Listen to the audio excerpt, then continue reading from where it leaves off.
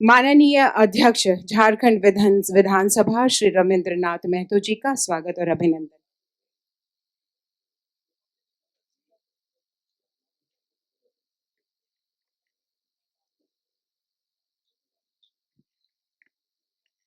जैसे कि आप सभी माननीय सदस्यगण जानते हैं, जब विधानसभा का टेन्योर शुरू होता है, उस नए टेन्योर में तमाम माननीय सदस्य जो नए चुनकर आते हैं, जो पुराने माननीय सदस्य हैं, उन लोगों के बीच में इस संसदीय व्यवस्था के बारे में बारीकी जानकारी देने के लिए विधानसभा के तरफ से एक प्रबोधन कार्यक्रम का आयोजन किया जाता है और उसी कार्यक्रम में आज हमारे साथ मंच पर उपस्थित हमारे राज्य के युवा और ऊर्जावान मुख्यमंत्री आदरणीय हेमंत सोरेन जी हमारे बीच उपस्थित, ऐसे आप सभी राजनीतिक क्षेत्र के ही हों या दूसरे क्षेत्र के हों, सारे लोग जानते हैं कि संविधान और वर्तमान संसदीय व्यवस्था में हमारे देश के अंदर में एक जानकारी रखने वाला व्यक्ति जो हमारे राज्यसभा के उपसभापति हैं माननीय हरिवंश जी भी उपस्थित हैं। उनके साथ हमारे राज्य के वित्त मंत्री आदरणीय राधा कृष्ण किशोर जी हैं, हमारे रांची के लोकप्रिय विधायक और लंबे समय से संसदीय व्यवस्था के जानकार हमारे चंद्रशेखर प्रसाद सिंह जी हैं। हमारे बीच पार्लियामेंट लेजिस्लेटिव के रिसर्च के टीम के प्रमुख चक्षु राय जी और उनके साथ आए हुए इनके टीम के तमाम लोग, हमारे विधानसभा सचिवालय के प्रभारी सचिव मानिकलाल हमरम जी, आपके बीच में इस विषय पर जो टेक्निक विषय है, इस विषय पर जानकारी देने के लिए विधानसभा सचिवालय के कई वरीयतम पदाधिकारी भी उपस्थित हैं और हमारे सामने जो बैठे हुए हैं झारखंड विधानसभा के माननीय सदस्यगण, पत्रकार बंधु, मीडिया, सबको मैं अपने तरफ से धन्यवाद देता हूं और जोहार करता हूं। यह प्रबोधन सत्र उद्देश्य पूर्ण तरीके से बजट सत्र के दौरान रखा गया ताकि आपसे इन सत्रों के दौरान जो एकेडमिक डिस्कशन हो उसका प्रयोग आप सत्र के दौरान स्वयं करें और बेहतर तरीके से समझ सकें। लोकतंत्र को और प्रभावी बनाने की दिशा में हम एक मजबूत कदम उठा सकें। माननीय सदस्यगण, लोकतंत्र में विधायिका का सबसे महत्वपूर्ण स्थान है। संसदीय लोकतंत्र में यह स्थान और भी महत्वपूर्ण हो जाता है क्योंकि सदनों के माध्यम से राज्य और देश के अंतिम संप्रभु जनता अपनी संप्रभुता का प्रयोग करते हुए शासन का संचालन करती है। इस कारण राज्य की सबसे बड़ी महापंचायत के सदस्य के रूप में आप एक साथ कई जिम्मेदारियों का निर्वहन करते हैं। राज्य के विधानसभा के सदस्य के रूप में आपके सभा में निहित समस्त विधायी शक्तियां व्यक्तिगत रूप से निवास करती है। आप राज्य के जनता के लिए बनाए जाने वाले कानूनों पर चर्चा करते हैं। आप ही के मतों के शक्ति से वह वास्तव में कानून का रूप ले पाता है और इसका राज्य की जनता पर बड़ा दूरगामी प्रभाव होता है। आप राज्य के विधायिका के सदस्य होने के नाते राज्य की कोष पर नियंत्रण रखते हैं। आप सदस्यों के मत की शक्ति से ही कार्यपालिका आपके द्वारा बनाए गए कानून के अंतर्गत खर्च करती है और इस व्यय का एक एक पैसा का हिसाब महालेखाकार के माध्यम से सदन के पटल पर रखा जाता है जिसका आप बारीकी से समीक्षा करते हैं।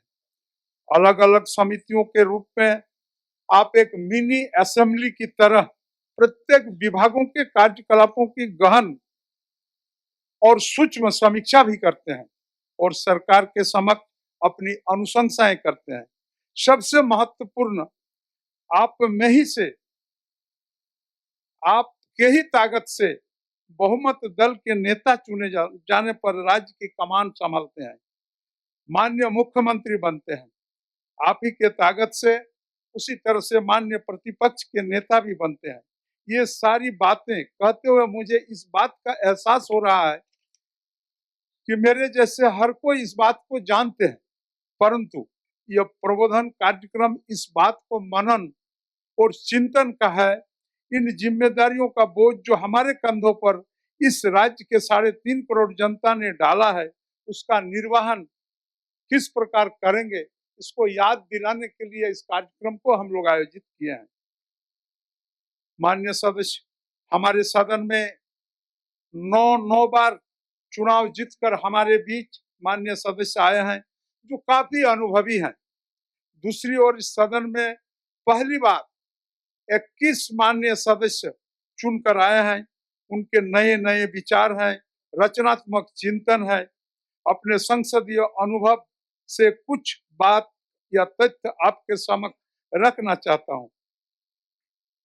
कार्यपालिका पर नियंत्रण, आप राज्य के विधायिका के रूप में प्रश्नों के माध्यम से कार्यपालिका पर नियंत्रण रखते हैं।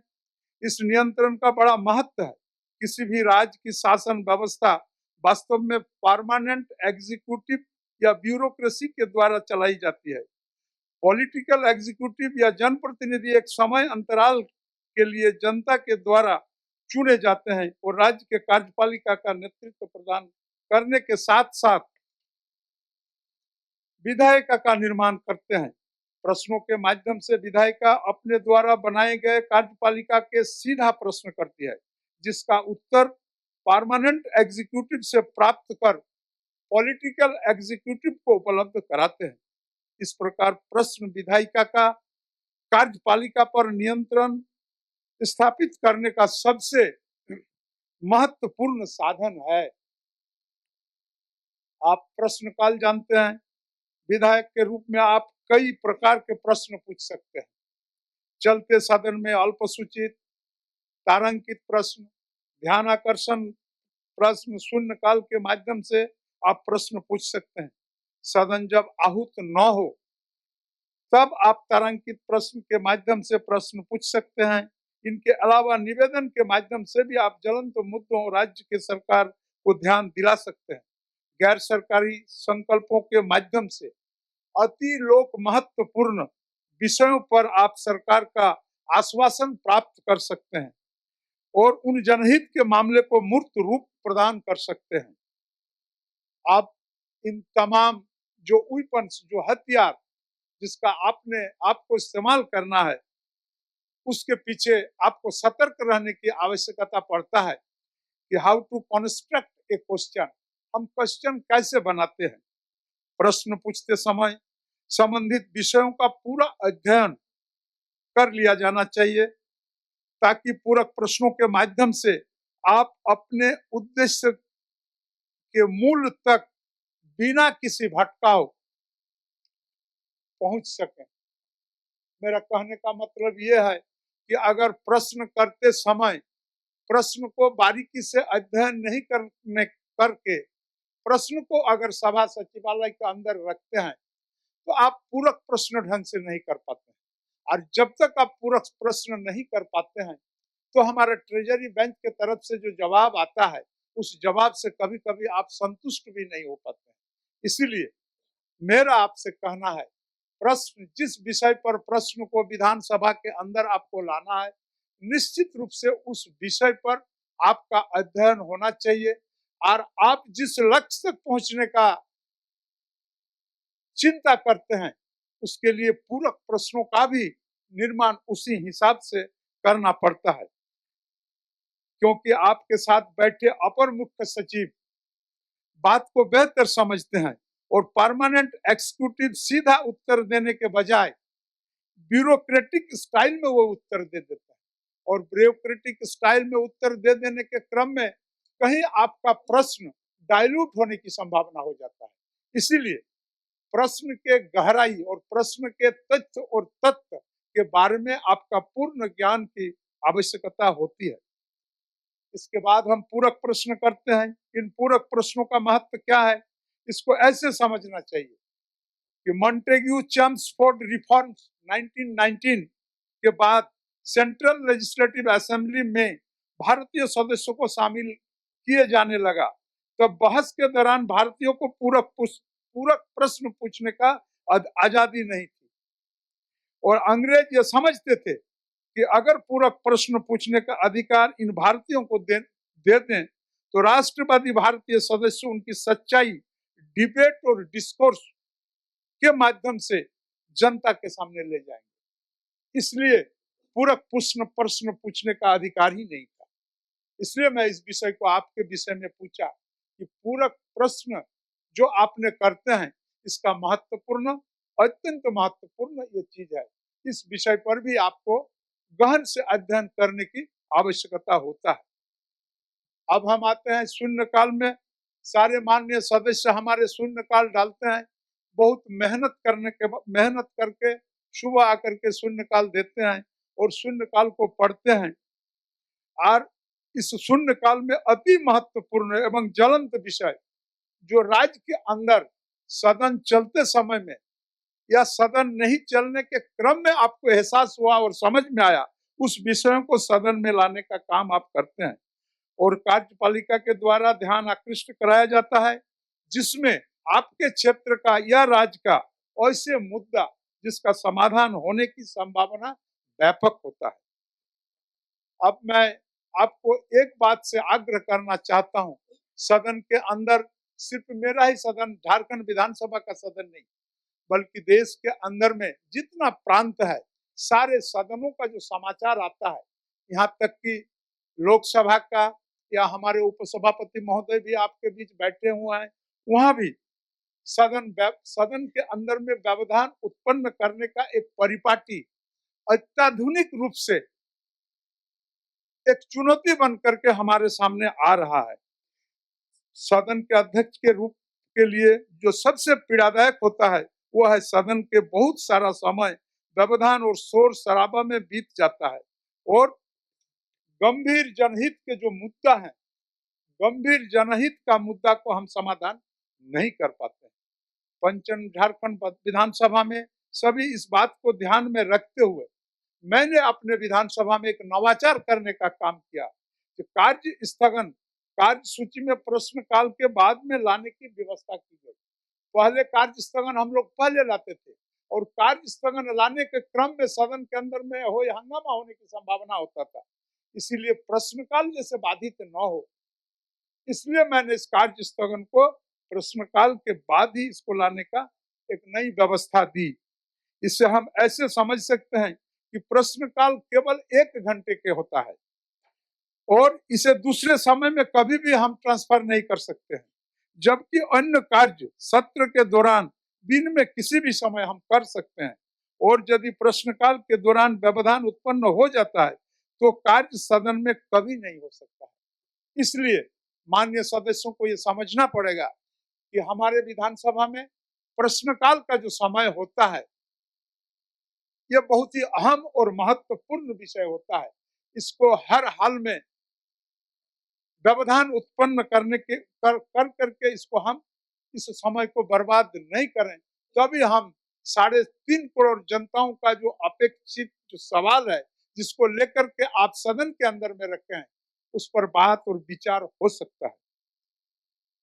व्यवधान पर जीबी मावेलंकर जो देश के प्रथम लोकसभा के अध्यक्ष थे, गणेश वासुदेव मावलंकर जी ने कहा था कि आजादी के पहले चूंकि देश में उत्तरदायी सरकार नहीं थी, सरकार का देश के लोगों के प्रति उतना अकाउंटेबिलिटी नहीं था, इसलिए सदन में अध्यक्ष के रूप में सारे अध्यक्षों के स्थगन प्रस्ताव को लचीले रूप से उपयोग में लाया था। परंतु आजादी के बाद जब देश में उत्तरदायी सरकार है और सदस्यों के पास सरकार के विरुद्ध आवाज उठाने के लिए तमाम ऐसे वेपन्स और साधन उपलब्ध है, तो स्थगन प्रस्ताव को कड़े रूप से लागू किए जाने की आवश्यकता है, जिस प्रकार ब्रिटेन की संसद ने इसको लागू किया है। लोकतंत्र का मूल आधार चर्चा, वाद विवाद, संवाद है। प्रत्येक दल की अपनी एक आइडियोलॉजी होती है, एक विचार होती है जो दूसरे दलों से भिन्न होती है। इसमें पक्ष विपक्ष में विरोध होना स्वाभाविक है, परंतु विरोध की उष्मा में जनहित की हानि न हो, इसमें सकारात्मक विपक्ष की भूमिका अत्यंत महत्वपूर्ण है। मैं समझता हूं कि चुनाव में एक दूसरे के प्रतिद्वंदी होते हैं, परंतु चुनाव जीतने के बाद पक्ष और विपक्ष एक ही उद्देश्य जनहित का है। अभी हाल ही में बिहार के दौरे पर मैं सीपीए के बैठक में गए थे, उसमें माननीय राज्यसभा के उपसभापति महोदय भी उपस्थित थे। एक विषय एक प्रांत से आया कि बेल में आने के बाद सदस्य स्वतः निलंबित हो जाता था। मैंने देश के विभिन्न प्रांतों के स्पीकर रहने के साथ मैंने इस विषय पर आपत्ति दर्ज कराया और बोले नहीं, अगर आप माननीय विधायक को बेल में आने से अगर रोक देंगे, बिल्कुल रोक देंगे, तो उनकी बातों को रखने का या अभिव्यक्ति को प्रकाश करने का जो प्रखरता है वो कुंद होने की संभावना है, इसलिए उसको भी रहना उचित है। मैंने स्पष्ट रूप से कहा कि इस तरह से अगर सदस्यों को, चुने हुए जनप्रतिनिधि को हम अगर रोकते हैं उनके अधिकार से, तो हमको लगता है कहीं ना कहीं ये अलोकतांत्रिक व्यवस्था है।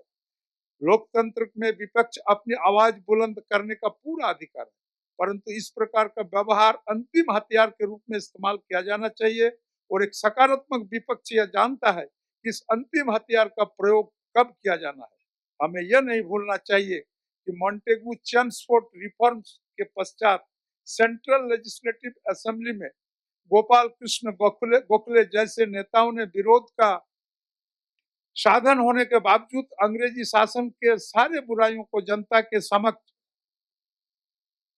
इस तरह से शीशे की तरह साफ कर दिया, जो कालांतर में स्वतंत्रता के पृष्ठभूमि को तैयार किया। विधि निर्माण की भूमिका यह भी आप ही का काम है। हमारे माननीय विधायक लोग विधि निर्माण करते हैं। सदन के सदस्य के रूप में विधान के निर्माण में आपकी अत्यंत महत्वपूर्ण भूमिका होती है। संविधान में प्रदत्त शक्तियों के आधार पर विधानसभा एक कानून का निर्माण करती है। वैसे तो संविधान के रूप में धन विधेयक को छोड़कर अन्य विधेयक लाने का अधिकार प्रत्येक माननीय सदस्यों का है, परंतु वास्तविकता में सदन में विधेयक सत्ता पक्ष के माध्यम से लाया जाता है। बहुमत का समर्थन होने के कारण सत्ता पक्ष के विधेयकों का कानून के रूप में परिवर्तित होना स्वाभाविक होता है, परंतु विधि के निर्माण में प्रत्येक विधायक की बड़ी भूमिका होता है। परंतु उस भूमिका का निर्वहन करने के लिए विषय का सम्यक ज्ञान होना आवश्यक है।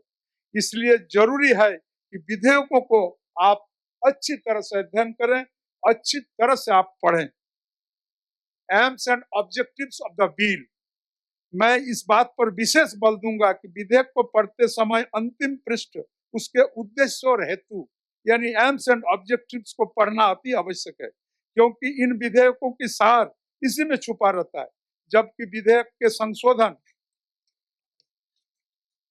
साबित हो कि मूल विधेयक अवश्य पढ़े ताकि संशोधन के उद्देश्य आप भली भांति से समझे। और मैं आपको बताना चाहता हूं, कभी कभी इस विषय पर जब होता है, जब विधेयक आता है, तो उसको प्रवर समिति में भेजने का परिपाटी भी हमारे संविधान के अंदर में है।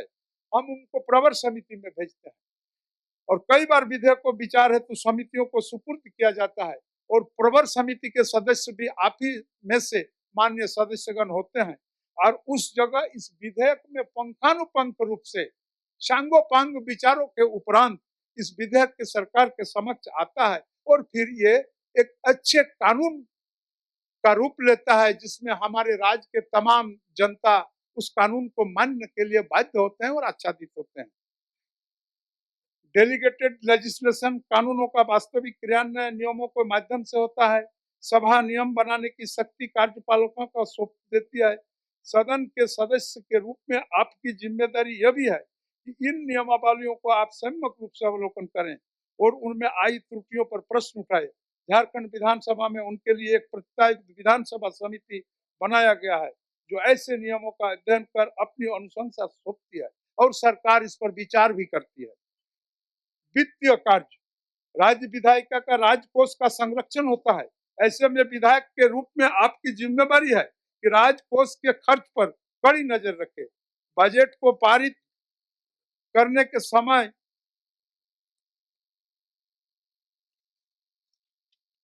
विधायिका की अहम जिम्मेदारी है भारतीय संविधान के प्रावधानों के अनुरूप विधानसभा के अनुमति के बगैर एक पैसे का भी निकासी न किया जाता है, न खर्चा हो सकती है।